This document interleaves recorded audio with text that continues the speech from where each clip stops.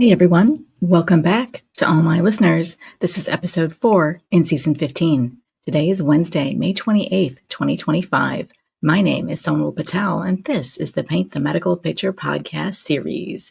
All right, you guys, so it is coming up here. The end of May is just a few days away, and this is the very last episode of the month. And you know what that means? It's going to be featuring my highlights on fraud, waste, and abuse cases for the month of May in my Newsworthy.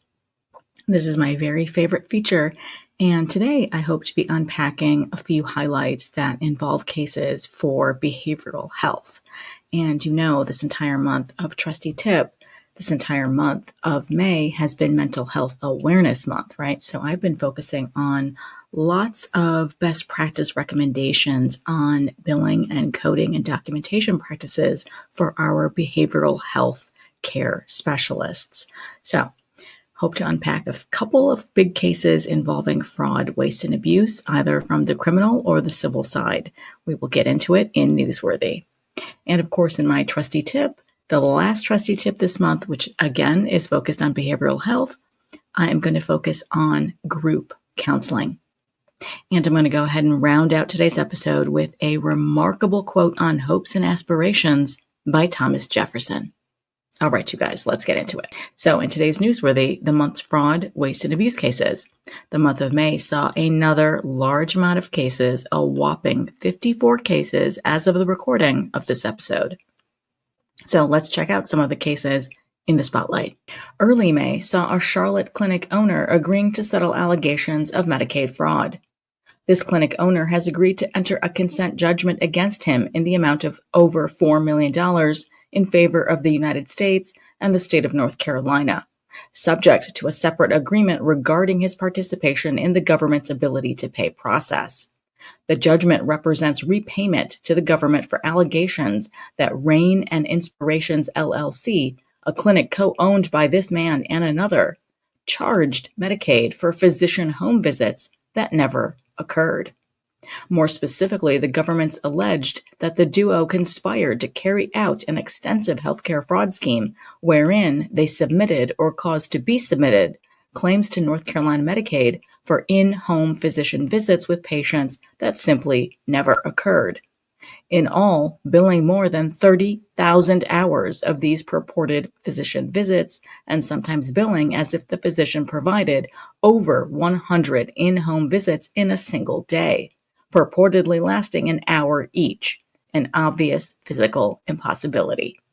This investigation was conducted in parallel between the civil and criminal divisions in the U.S. Attorney's Office. The other clinic owner pleaded guilty to criminal healthcare fraud conspiracy and money laundering charges and was sentenced to 52 months in prison, followed by 2 years of supervised release. Early May also saw a Middlesex social worker charged with Medicaid fraud. The Attorney General's office announced that a woman of Middlesex, Vermont, was arraigned on 2 counts of felony Medicaid fraud. The charges brought against her are the result of an investigation conducted by the Attorney General's Medicaid Fraud and Residential Abuse Unit and the Secretary of State's Office of Professional Regulation, which found the woman, a licensed independent clinical social worker, had allegedly falsely billed Medicaid for psychotherapy service that she did not provide, defrauding Vermont Medicaid of over $40,000 in public health care funds. In addition, it is alleged that she failed to maintain patient records as required under her Medicaid provider agreement. She pleaded not guilty at her arraignment in Vermont Superior Court, Washington Criminal Division. Early May also saw a Brookhaven woman convicted in a $305,000 Medicaid fraud scheme. A Brookhaven woman was convicted of Medicaid fraud totaling more than $300,000. She owned R.J. Shepherd II, Inc., also known as Better Home Healthcare of Georgia, which provided behavioral health therapy services to both children and adults. The company was enrolled in Medicaid. While operating this business, she directed the submission of false claims to the Georgia Medicaid program on a repetitive basis. She also instructed her staff to generate patient records containing false information to support such fraudulent claims. The funds derived from this scheme totaled $305,685.75, and they were then direct deposited into a personal bank account belonging to her. She pleaded guilty in a DeKalb County Superior Court to 1 count of Medicaid fraud, 1 count of false writings, and 1 count of identity fraud. The Superior Court judge accepted the plea on March 31st, 2025, and sentenced the woman to 10 years, with 1 year to be served in prison and the remainder on probation. A restitution hearing took place on April 28th, 2025, at which point the judge also ordered the defendant to pay $305,685.75 to the Georgia Medicaid program. Mid-May saw a Florida ophthalmology practice agreeing to pay $615,000 to resolve allegations of fraudulent claims to Medicare and Medicaid for cranial ultrasounds. Gulf Coast Eye Care, an ophthalmology practice with multiple offices in the state of Florida, has agreed to pay $615,000 to resolve alleged violations of the False Claims Act and an analogous Florida statute arising from its billing for transcranial Doppler ultrasounds, here called TCDs, provided through a kickback arrangement with a third party. Gulf Coast Eye has agreed to cooperate with the Justice Department's ongoing investigations of other participants in the alleged scheme. The settlement resolves allegations that Gulf Coast Eye knowingly submitted and caused the submission of false claims to Medicare and Medicaid for medically unnecessary transcranial Dopplers, or TCDs. Gulf Coast Eye and a third-party provider of TCD services performed TCDs on thousands of patients and billed Medicare and Medicaid hundreds of dollars per test. Before the patients received the results of the test, Gulf Coast Eye and the third-party provider identified the patients as having received a serious diagnosis, most commonly of occlusion and stenosis of their cerebral arteries, that could qualify the patient for reimbursement of a TCD by Medicare or Medicaid. However, nearly all patients who received TCDs never had occlusion and stenosis of cerebral arteries, and that diagnosis was accordingly not reflected in the patient's medical history or in the TCD results. Gulf Coast Eye paid the third-party TCD provider based on the volume or value of tests ordered and referred the patients to the TCD provider's preferred radiology group for the TCD's professional component. The United States alleged that as a result of this scheme, Gulf Coast Eye submitted or caused the submission of false claims to Medicare and Medicaid for TCDs that were medically unnecessary, that were premised on false diagnoses, and that resulted from violations of the anti-kickback statute, the AKS, and the Stark Law. Of the $615,000 total settlement amount, $602,046 is to be paid to the United States, and $12,953 is to be paid to the state of Florida for its share of Medicaid, which is a jointly funded federal and state program. The civil settlement resolved a lawsuit filed under the QTAM, or whistleblower provision of the False Claims Act, which permits private parties to file suit on behalf of the United States for false claims and share in a portion of the government's recovery. The QTAM was filed by a whistleblower who will receive $116,850 in connection with this settlement. The claims resolved by this settlement are allegations only, and there has been no determination of liability. Mid-May also saw a Connecticut physiatrist and practice pay $427,000 to settle false claims and improper billing allegations. Pain Management, LLC, and its owner have entered into a civil settlement agreement with the federal government and have paid over $427,000 to resolve allegations that they submitted false claims to and received overpayments from the Medicare program. The owner is a physiatrist licensed to practice medicine and the sole owner of her pain management practice, Pain Management, LLC, in Stamford. The allegations against her and Pain Management arise out of improper billing for office visits, also known as Evaluation and Management Services, or E&M services. The government contends that between April of 2017 and November of 2019, though female doctor and pain management submitted or caused to be submitted improper claims to Medicare for E&M services by adding the modifier 25 to E&M claims when providing pain injections. But in fact, no significant, separately identifiable E&M services were provided. On November 20th of 2019, she and her pain management company were notified of their improper use of modifier 25 and were assessed an overpayment.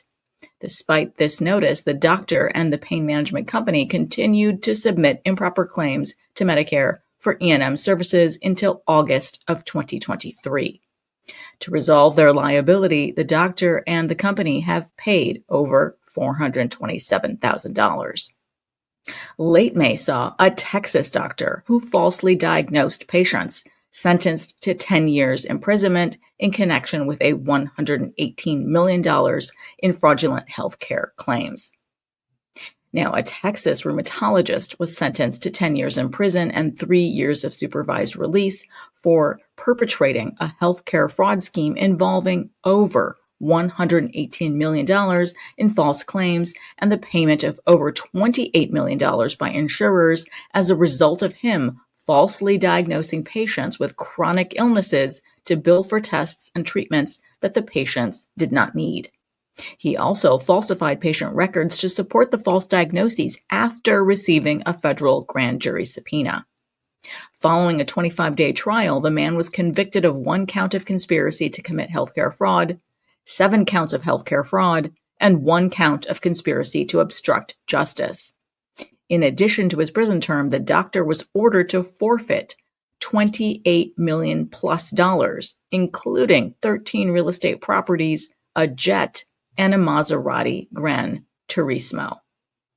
Now, according to the evidence presented at trial, the doctor falsely diagnosed his patients with rheumatoid arthritis and administered toxic medications in order to defraud Medicare, Medicaid, TRICARE, and Blue Cross Blue Shield. The fraudulent diagnoses made the defendant's patients believe that they had a lifelong, incurable condition that required regular treatment at his offices. After falsely diagnosing his patients, he administered unnecessary treatments and ordered unnecessary testing on them, including a variety of injections, infusions, X-rays, MRIs, and other procedures, all with potentially harmful and even deadly side effects. To receive payment for these expensive services, the doctor fabricated medical records and lied about the patient's condition to insurers.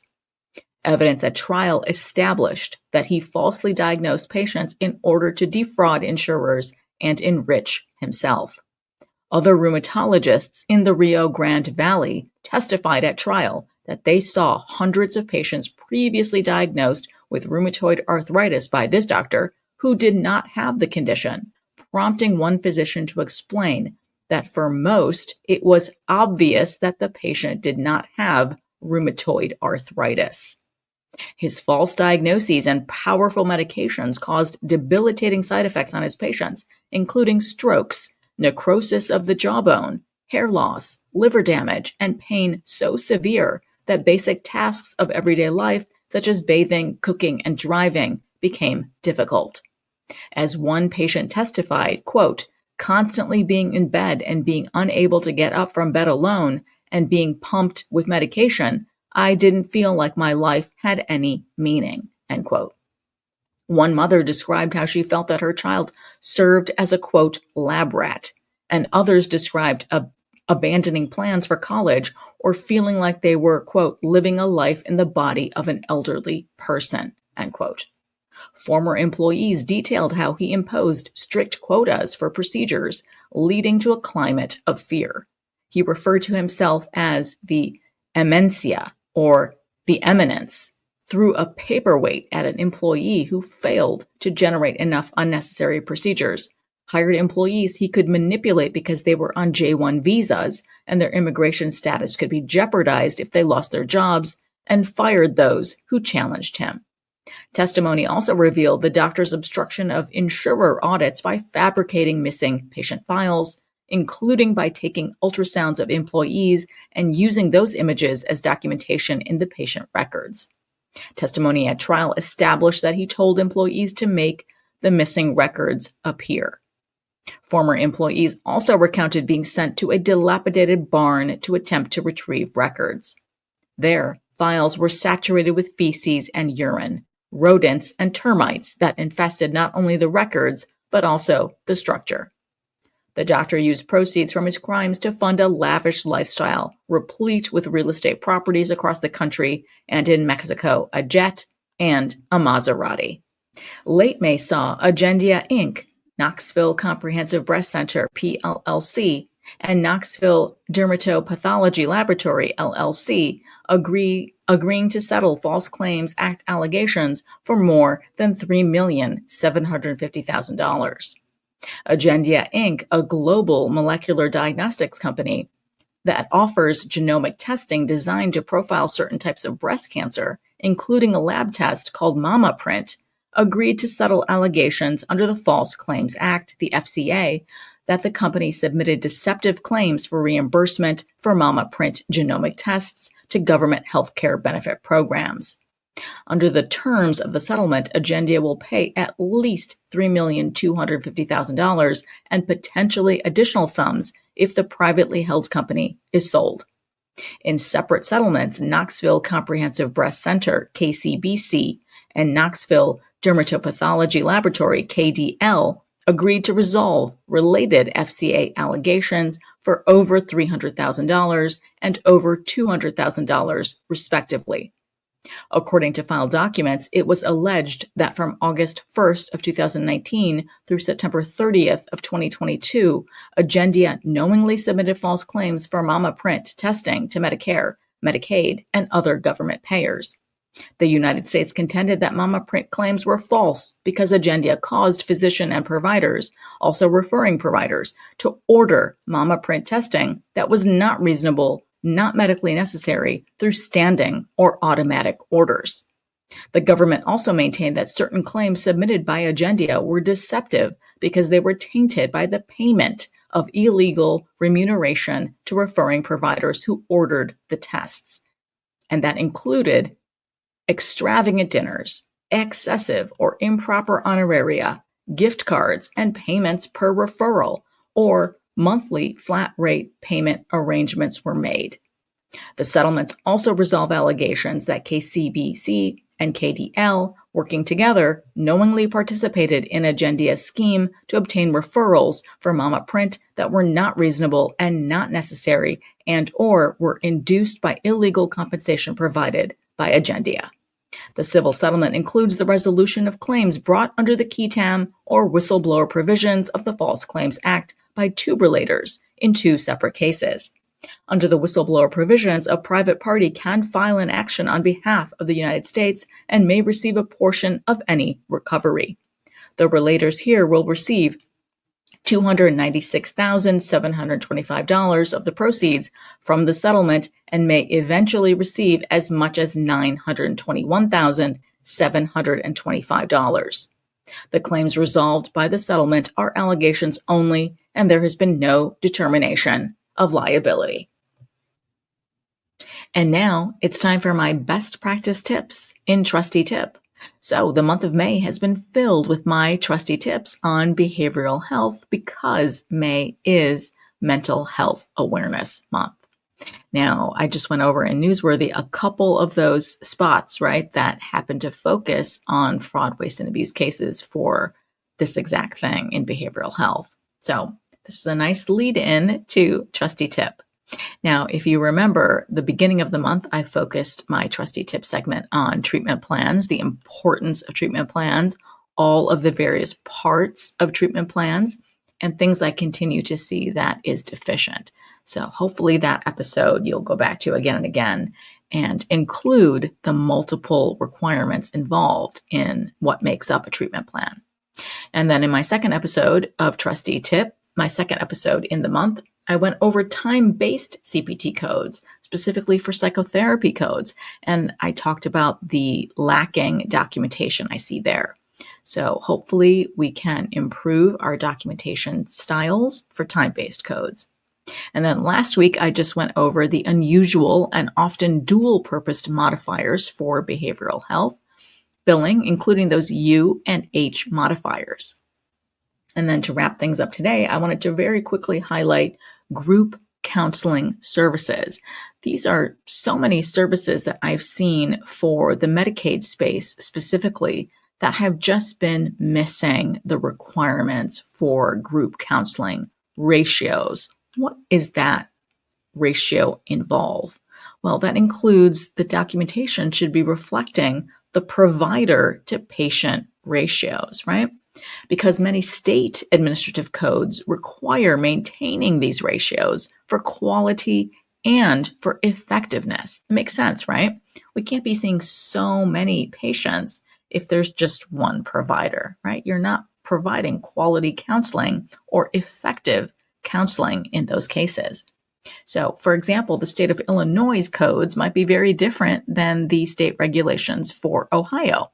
Just for example, these regulations may also veer from CPT code definitions as well. So you have to be mindful. You cannot just stick to what CPT code definition says. You've got to dig deeper and dive into the more strict areas of what state regulations are stating. Now, do these best practice standards get forgotten when it comes to group sessions performed via telehealth? I think they certainly have in the cases that I've seen. All of that goes out the window because providers think, well, this is conducted via telehealth, via a two-way audio-video communication, and that documentation for provider to patient ratio is missed. But these sessions also have to maintain provider to patient ratios for effectiveness of the group counseling and the quality of the session received. And finally, I focus Season 15 Spark on hopes and aspirations. I want this 15th season Spark to be filled with our world's thought leaders, writers, artists, philosophers, everyone whose words provide us with their insights on hopes and aspirations. So, in this week's inspiring quote in Spark is from Thomas Jefferson. Honesty is the first chapter in the book of wisdom. So very true, right? I think this quote is still perfect in healthcare today. Honesty and transparency are still wanted by so many. Honest and transparent may be uncomfortable when it comes to the personal, when it comes to feelings, but it's only when that level of granularity that our hopes and aspirations towards wisdom can be attained. I'm happy Thomas Jefferson's spark still burns brightly and still inspires so very many. All right, you guys, that wraps up today's episode, the very last episode I'm dropping in the month of May. So I hope you guys all had a very nice long weekend and paid tribute to all those men and women that gave their service and their lives to ensure that we have the freedoms we do today. So I know I had a nice, long, relaxing weekend. I needed some time away desperately. So I was very happy to get away and decompress and simply not focus on work, just take in quality life. Now, I know that June is just a few days away, so I hope you guys are looking forward to the warmer weather, the warmer days, enjoying some sunshine, go to the pool, head out to the beach, go to the lake house, whatever you guys do. Let me know what's going on for the month of June. I know the beginning of summer is just a few weeks away. All right, you guys, I wish you all an amazing and very, very happy week ahead. Thank you so much for listening to today's episode, and I hope every week with me brings you closer to helping your providers paint a masterpiece. See you next Wednesday.